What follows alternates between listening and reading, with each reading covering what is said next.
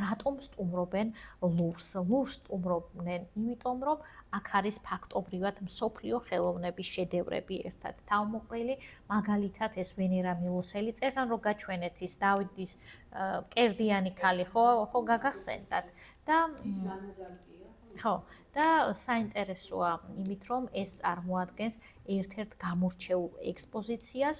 ნახეთ 1940 წლის ფოტოა, როდესაც ალფრედ მერლინი გენერალი თავად სტუმრობს ამ ქანდაკებას.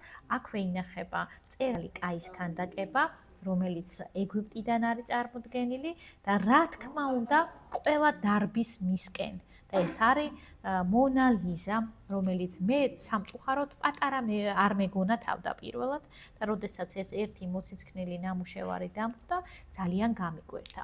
სხვათა შორის ხო 2018 წლის მონაცემებით 10 მილიონზე მეტი ადამიანი შევიდა 2018 წელს მარტო ლუვრის დასათვალიერებლად.